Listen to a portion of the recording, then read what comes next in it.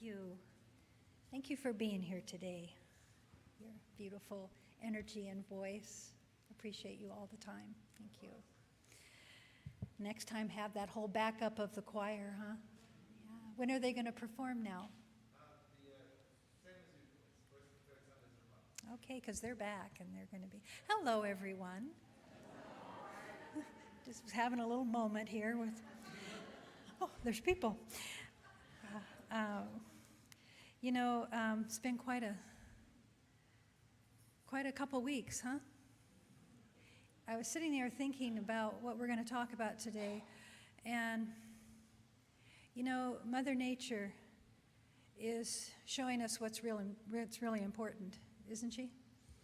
A couple weeks ago, we were all celebrating totality, and I was making sure that I didn't look at the sun because I was so tempted just to go against science, I guess. It kept saying, don't look, and I kept wanting to look with my own eyes. And so I stayed indoors, but I felt the calm, and I felt the richness of that moment. And I know some people that are here today got to experience it up in Oregon, and their stories were phenomenal. Totality.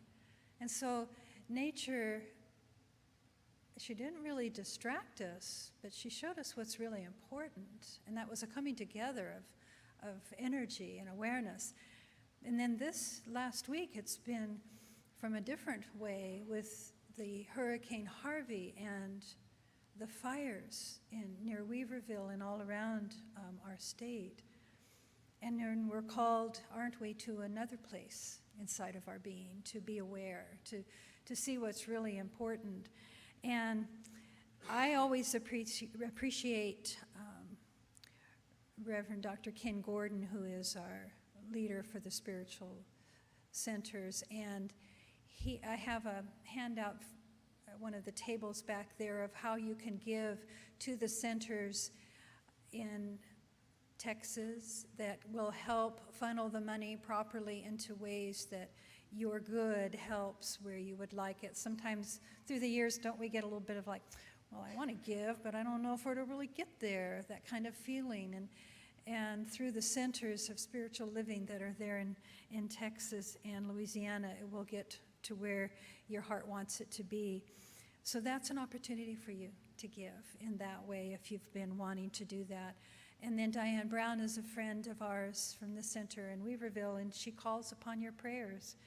She calls upon your prayers for support and miracles to happen to melt these, to stop these fires. And so that's your work, your personal work, your prayer, your good. And that's what this teaching this month is about. It's all about God in action. And the title is kind of silly. It says it's all about me. And as I was sharing with the other service, it was supposed to be Mary's talk, but she's still on vacation. And so I thought, dang, I have to go with that silly title. But when I really delved into it, I recognized the intention behind this talk. It really is all about you and your service, your seva in the world. And the invitation this month is to explore our teachings, to see how it is in our working life, and recognizing that as we serve, as we give of our own good, we serve personally and serve others, we are changing the world. You might think that it's just little old me, but it is changing the world when you no longer step back or act invisible or act like it's not calling you. That the horrific pictures of this Hurricane Harvey, how could they not reach your heart? If it wasn't through the human suffering, then if you saw the horses and the cattle and the animals, the cats and the dogs, with their fearful expressions, pleading for help, for safety, for land to stand upon again, how else can Mother Nature reach you unless you are willing to look deeply into the heart of this suffering and bring your good, bring your heart, bring your tears, and bring your compassion and bring your good. We're responsible. all of us. It's part of our consciousness through the years that has created weather patterns. I'm a believer of that, but we have a responsibility. It could be us. I was sharing the story with someone earlier, and she said her property right here in Redding, just if she hadn't been going that direction in that moment, it would have been gone, and all her animals. And yet the service of the community, the fire department, the firefighters, the air teams saved their property and saved all of their lovely animals. So we're here for each other. We can't ever turn away from that. So I'm going to speak on that today, and recognizing that the affirmation I hope you take with you is that as you practice your seva, as you practice your way in the world, it is your spiritual practice, your spiritual duty, that you are serving spirit and others as you serve yourself. And this is, where does it lead you but back to true compassion? And one of my favorite authors, as you know, is Mark Nepo. And one of these books, The Endless Practices, Becoming Who You Are, Who You Were Born to Be. And he speaks, hearing the cries of the world. So I'm going to share you a story, and it's a little bit of kind of a story of Kuan Yin. We know Kuan Yin is the representation of the divine, compassionate heart who hears the cries of the world. There's beautiful music attributed to the Kuan Yin idea, and we have Kuan Yin gracing the pathway into our labyrinth to take your woes, to take your problems, and to transform them. And so it's an idea, an energy of Kuan Yin that we see right now, this compassionate goddess being called upon into your hearts today. And so hearing the cries of the world, Mark Nepo shares his version of this story. He said it's been told many times, but she is our heroine in this story. One day, and he just calls her Kuan, crossed a valley and stumbled on a bloody scene. An entire village was laid to rest, the people torn apart.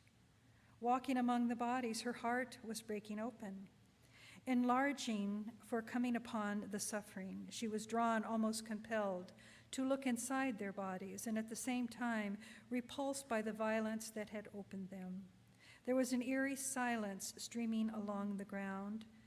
It looked like the fierce work of a warring clan, and suddenly Kuan heard a terrible cry. From the middle of the scene, she had to pull a dead man aside to find a woman barely breathing, clinging to her little boy who was bleeding from the head. And Kuan Yin, she fell to her knees and without thinking embraced them both, their blood coating her. The cry of the dying mother was as much from her own pain as from her powerlessness to help her son. Now recognize the moments in your life when we've had to look upon the suffering of our world. And I know this isn't one of those, boy, I feel really happy right now kind of talks. I'm trying to invite you to that heart space where we need to look, and we need to look deeply. So the cry of the dying mother was as much from her own pain as from her powerlessness to help her son. When she saw Kuan, her cries grew worse. It was clear she was asking Kuan to take her boy. At first, Kuan shook her head, unprepared for any of this. The dying mother clutched Kuan's hand and fell away, and the boy was unconscious, still bleeding from his wounds. Wherever Kuan was going before stumbling into the valley, that life, that plan, that dream was gone. It was too late. It was too late to close her heart and walk away. She lifted the little bloody boy, and though he was unconscious, Kuan covered his eyes, and she walked over the rest of the bodies, leaving the village. Carrying the boy, she began to cry, feeling for the mother who had watched her man die and her son be harmed, and feeling for the boy who, if he woke at all, would be all alone. She began to moan as she walked, keeping the cry of the mother alive, keeping the cry of the mother alive. Can we allow the call of the people suffering to keep our hearts alive. At the end of the day, Kwan managed to climb out of the valley. Exhausted from the task of surviving, fell asleep at the mouth of the cave. When she woke, the bloody little boy had died in her arms. She didn't know what to do, though there was nothing to do. She held him for a long time, then opened his little eyes, wanting to see what was left within. And looking there, she began to feel the cries of the world, long gone, long coming. It overwhelmed her as she felt the pain, and she almost stopped breathing. But she kept rocking that little one, certain the world would end if she put him down. Without her knowing, she began to hold the broken that would feel eternity, long before they would suffer, the stillborn, the betrayed, the sickly, the murdered, the 1,000 left to mourn. Letting them move through her, she began to open her heart like a lotus flower, and the cries of the world, though she couldn't name a one, made her strong. At last, she fell asleep again, and when she slept, Kwan became a source of healing. When she woke, she spent her days touching the wounded, holding the dying, keeping the cries of the world alive. The cries became a song that she didn't understand, other than to know that as the wind can lift the snow off a branch, the cries can somehow lift the sadness of a broken heart. Hard to read that story, probably harder to listen to that story. But the cries of the world are crying for us to keep our hearts open. The suffering from Harvey and the millions who have suffered are targeting our own hearts. And this is the vulnerability that we are witnessing in our changing culture and the changing laws of our land. This is a call for each one of us to recognize, well, what is the liberation from this feeling that is beyond feeling like we can do something about it? Well, it begins with you. It begins with you being willing to sit here long enough to listen to that story and let your heart crack. As we give our wisdom, our love, and our courage and our commitment to others, we are able to discern a truth. And we are able to offer up a positive vision for our country and for the world. As we become a society that begins to start really working on caring for one another, offering this compassion and peace out into our world. So I invite you to really diligently tend to your spiritual practices. I say that every week when I stand here, but each time I invite you into that practice. And the spiritual practice is to sit still, to sit with your nagging mind at times and just sit, because beneath that is the truth, is the divine, is the spirit calling you, beckoning you, inviting you to be of service, to reach out into the world. And what is the other aspect to that? Meditation is only one piece. Seva, the art of your giving of yourself, time, money, or talent, is your offering, your way. And how you give back to the world is how God dwells within you as you. So we step into the acts selflessly, into seva, to serve humanity, to hear the cries of the world. And this led me to an article from a magazine that Hazel Hughes turned me on to, The Lion's Roar, and it's a Buddhist magazine. But this particular article was put together by about 17 scholared monks and teachers of our time. And I share some of their quotes with you. We need to transcend our differences and call ourselves into action to ease suffering, not so we can get comfortable, not to get comfortable, but to touch suffering, to bring our compassion out into the world and to serve from that, to relieve the suffering. We need to face, these are their words, the reality of our times and know that peacefulness does not mean passiveness. It does not mean when you feel like I don't want to get engaged, you have to get yourself into a place and not be attached to the outcomes, but to serve anyway, to be a willing servant, to recognize how interdependent we all are, and to work from this place of our inner being in order to allow this greater knowing to be manifest. I know you're with me. I know this truth stirs in your heart. Because Mother Nature is calling, the cries of the world are calling. And these authors came up with three poisons of our world right now: greed, aggression, indifference. So each one of these are operating through our social systems. We see it. We see greed. We shake our head. We're numb with it almost. There's so much. We see the aggression. We're haunted by it. I'm haunted by the decisions of Korea. I just want to say, stop it. Stop it. This is one planet. Stop it. Didn't we learn anything? And so I will. My prayers are continuing. Stop it. Stop it. Show love. Speak out. Speak that love, that aggression, and the indifference. I shame myself sometimes. Sometimes I feel like I turn away. But I cannot afford to act that whatever's happening, I can't act indifferent to it. None of us can. We don't have that privilege anymore. We are one planet, one people. And God is greater than all of this suffering, so God's got our back. And the more you serve, the more you step into selfless service in that way, the more God is there to serve you, to back you up. So look at the 3 poisons of your ego and work with that. That's why it's all about you. We're invited to work on a personal level. None of us are separate. The suffering of others is our suffering. The heroes, we are the heroes. They are the heroes. Those that drove the boats and we cheered them on. Those that watched hours of footage of this horrific flooding, the horrific fires.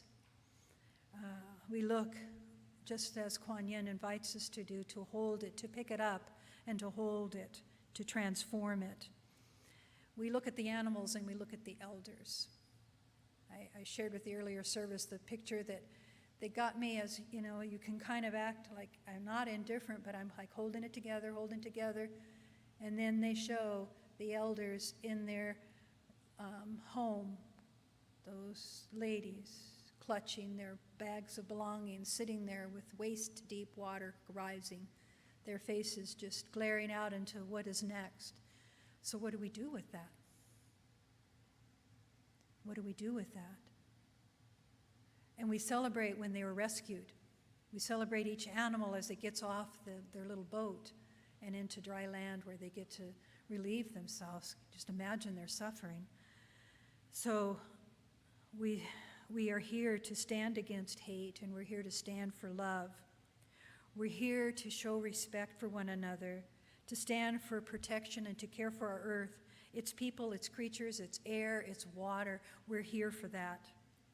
And this requires our deep love and our deep respect and our heart of compassion. To find what we can do to help our future, to help our children, to help our people, to help the food chains, to help our animals. And I appreciate our center in the many ways it offers shoes for souls, food for pets of the homeless. We're forever reaching out. What else can we do beyond the walls of our center? It's not just all about us here. What we learn as we hone our skills to polish our egos in such a way that we are more endeared to the divine self within, and we just allow the persona of who we are to act out into the society in such a way that only good unfolds. We're a piece of all of that. So find a social change that you can align with, that you offer yourself.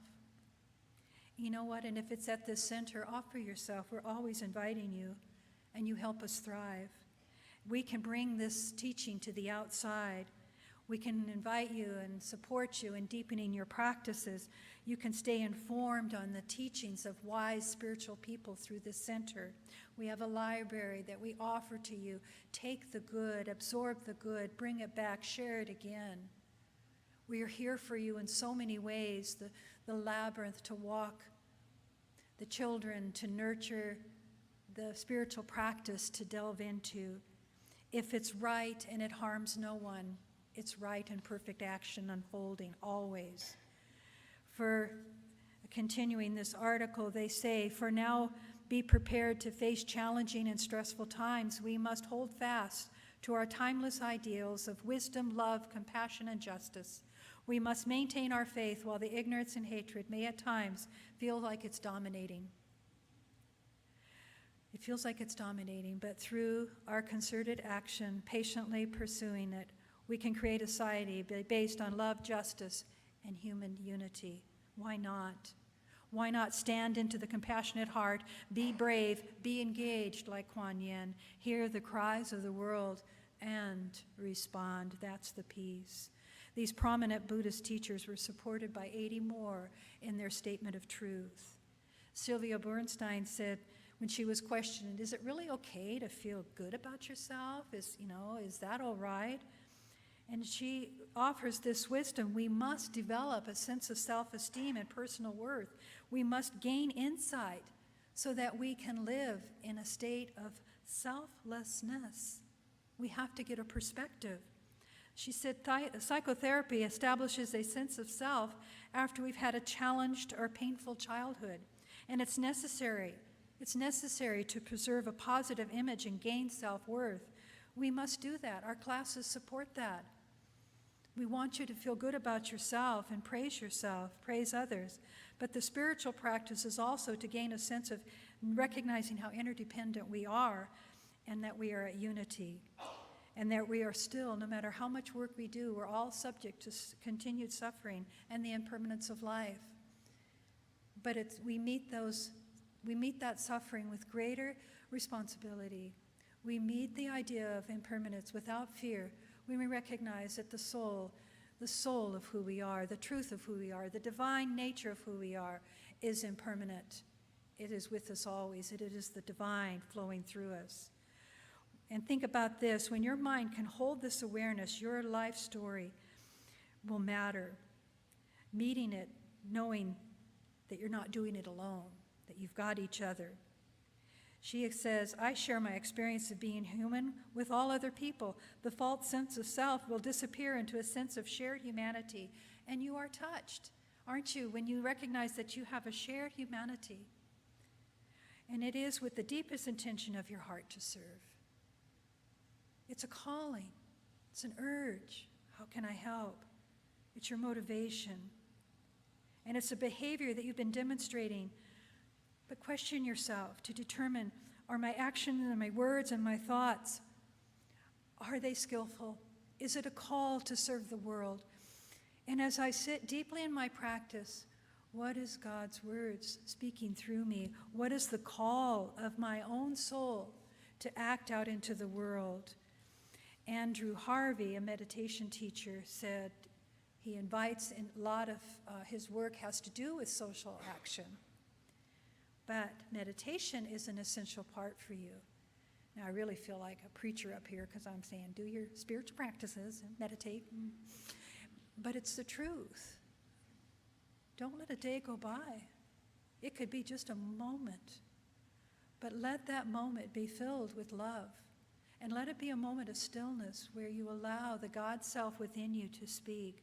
He says these words, meditation is the essential part of the solution to the really immense crisis that we are in.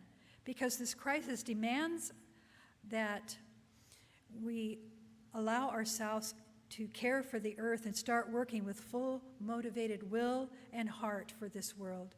None of that can be done without meditation. Meditation must also have a vision of action and a passionate commitment to service, to really do something about the issues that are now affecting our future. Meditation without a vision would be absolutely empty, while action without knowledge, wisdom, passion, and love gained from meditation is useless.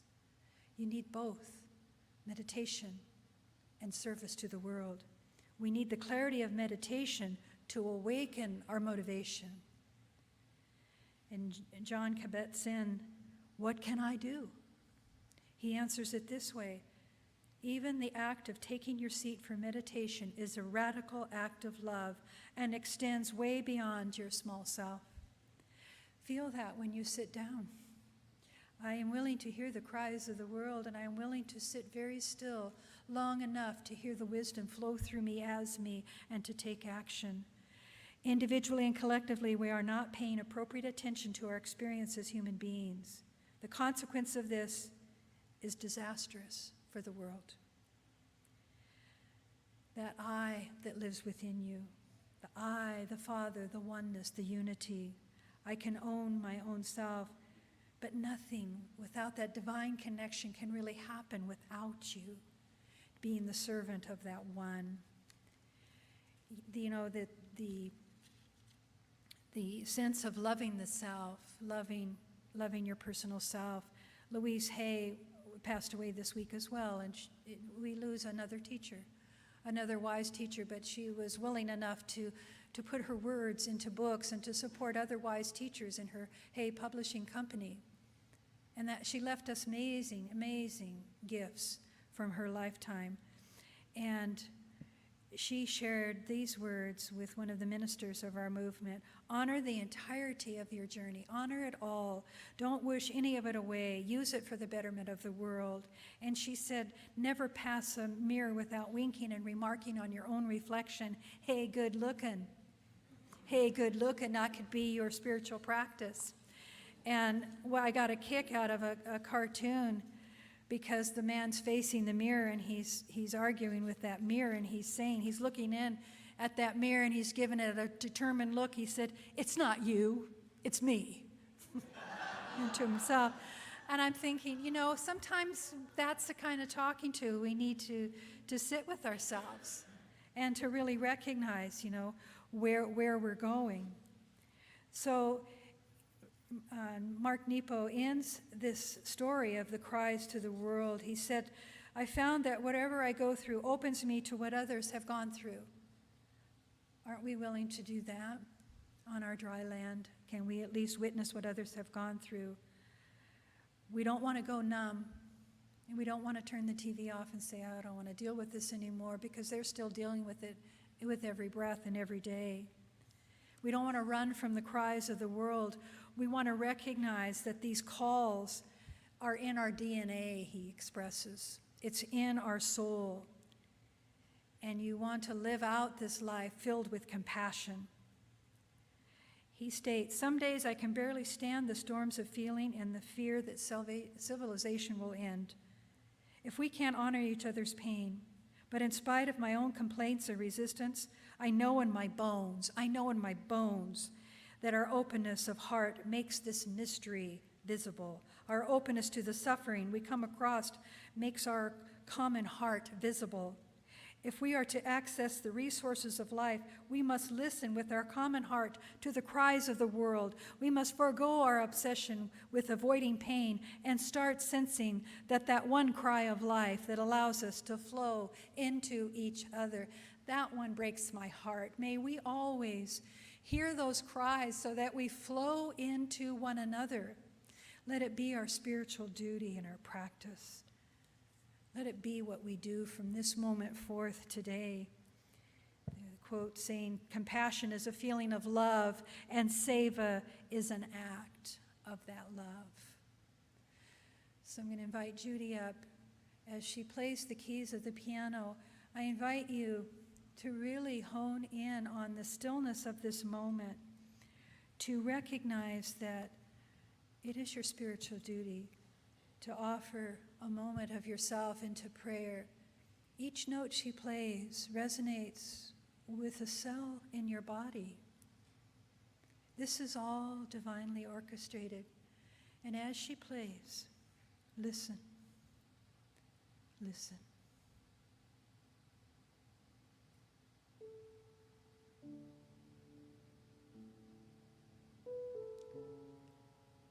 Stepping into your heart.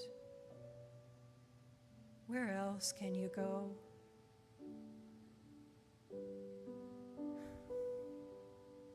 Step in.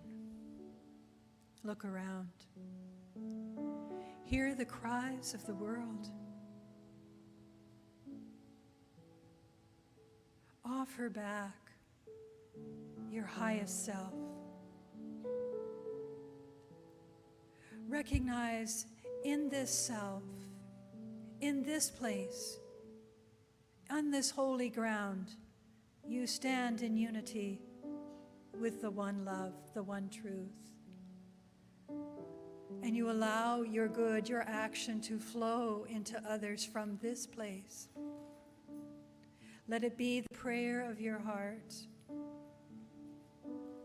Allow yourself to resonate with this truth in such a way that you leave here today forever changed, shifted out of complacency into spiritual action. Take your seat. Offer your prayers. Complete your prayers. Complete your prayers. End it with a sense of love and gratitude for your strength and your ability to help others. And allow yourself to receive that help, that good, when it comes your way. Deny nothing. Open yourself to this idea of interdependence, interbeingness. Offer yourself. The wisdom of Ernest Holmes, Raymond Charles Barker, Joel Goldsmith, all of the teachers we've mentioned here today offer you their wisdom.